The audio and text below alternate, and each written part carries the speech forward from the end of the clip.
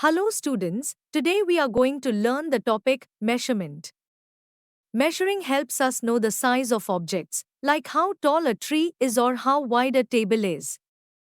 Learning to measure is important because it helps us describe and compare things accurately. How many jobs can you think of which involve measuring? Now, let's dive into the different units of measure. We use millimeters, for measuring the smallest of lengths like the thickness of paper or a grain of rice. Centimeters, are used for measuring medium-sized objects around your home or school, like a notepad or reading book. There are 10 millimeters in 1 centimeter. Meters, are used for measuring larger distances, like an athletics track or the length of a pool. There are 100 centimeters in 1 meter. Next, let's understand the difference between length and width. Length is how long something is, like the length of a snake from its mouth to the tip of its tail. Width is how broad something is, like how wide a river is. So, how do we measure? When measuring an object, you must line up the end with the start of the ruler or measuring tape. The numbers on this ruler represent whole centimeters, cm. But there are also 10 small lines in between each centimeter. These are millimeters. We measure these exactly the same way as centimeters on a ruler. Now, let's take a look at measuring millimeters. To record the length of this eraser, we line up the start of the eraser with the 0 centimeters line.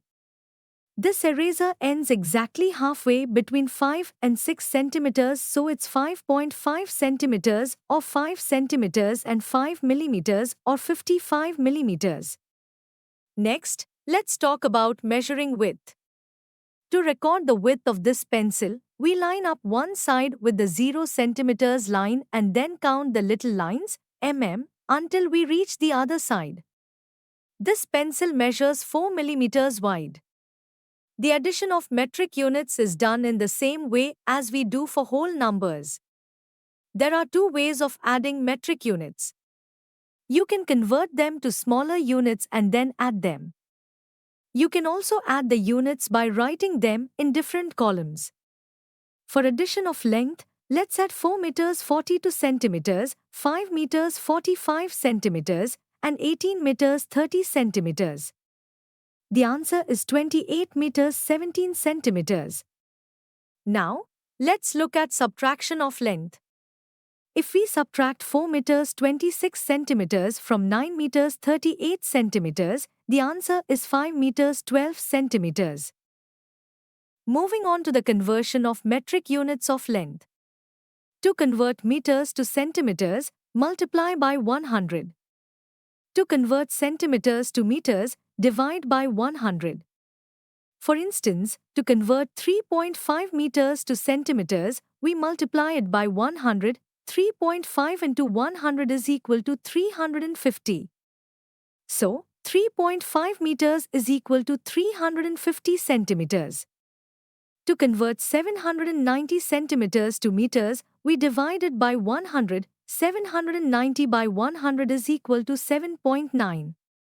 Hence, 7.9 meters is equal to 790 centimeters. To estimate the length of an object, you relate it to the length of some objects that you know. For example, the thickness of your maths book may be around 2 centimeters, your height might be 140 centimeters or 1 meters 40 centimeters, and the length of a school bus is about 10 meters. Now, it's time for a quiz. Question 1. What is the smallest unit for measuring length? Answer is. Question 2. How many millimeters, are there in 1 centimeter, cm? Answer is. Question 3. When measuring on a ruler, where does the start of the object go? Answer is. Question 4. What is the width of this sticky note? Answer is. Question 5. What is the length of this piece of tape? Answer is. Now let's shift our focus to the measure of weight. What is weight? Weight is how heavy something is. For example, a bag with one apple feels light, but with more apples, it feels heavier. We measure weight using a scale and units like grams or kilograms. Let's look at the units of weight. Grams, gm, are used to measure light weights, such as the weight of a feather or a chocolate.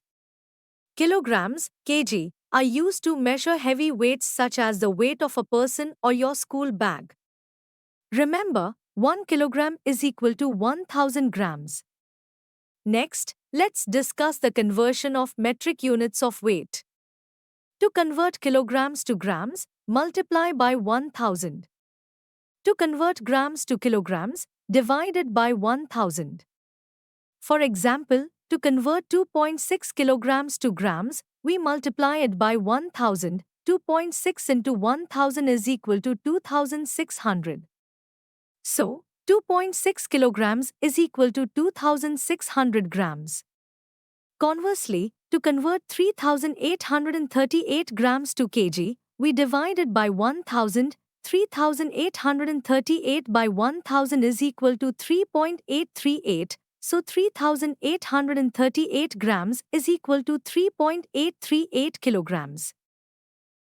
The addition of metric units of weight is done in the same way as we do for the units in length and measurement. You can convert them to smaller units and then add them, or you can add the units by writing them in different columns. For addition of weight, let's add 23 kilograms 521 grams, 53 kilograms 293 grams, and 18 kilograms 509 grams. The answer is 95 kilograms 323 grams. Now, for subtraction of weight, if we subtract 12 kilograms 845 grams from 96 kilograms 519 grams, the answer is 83 kilograms 674 grams. To estimate the weight of an object, you relate it to the weight of some objects that you know. For example, common items like a packet of chips or a small bag of flour may weigh around 1 kilogram. Next, let's move on to the measure of capacity. What is capacity? Capacity is how much something can hold. For example, a water bottle can hold a certain amount of water.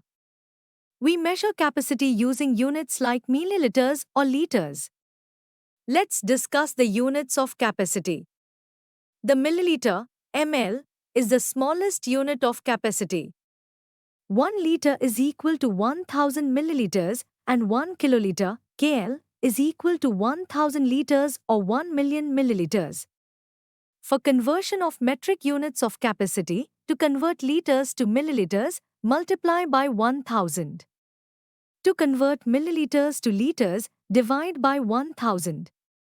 For example, to convert 4.21 liters to ml, we multiply it by 1000. 4.21 into 1000 is equal to 4210. Thus, 4.21 liters is equal to 4210 milliliters. To convert 2450 milliliters to liters, we divide it by 1000. 2450 by 1000 is equal to 2.45. Hence, 2450 milliliters equals 2.45 liters. The addition of metric units of capacity is done in the same way as we do for the units in length and weight. You can convert them to smaller units and then add them, or you can add the units by writing them in different columns. For addition of capacity, let's add 20 liters 420 milliliters, 53 liters 343 milliliters, and 18 liters 410 milliliters. The answer is 92 liters 173 milliliters. Now, let's look at subtraction of capacity. If we subtract 10 liters 695 milliliters from 76 liters 420 milliliters, the answer is 65 liters 725 milliliters.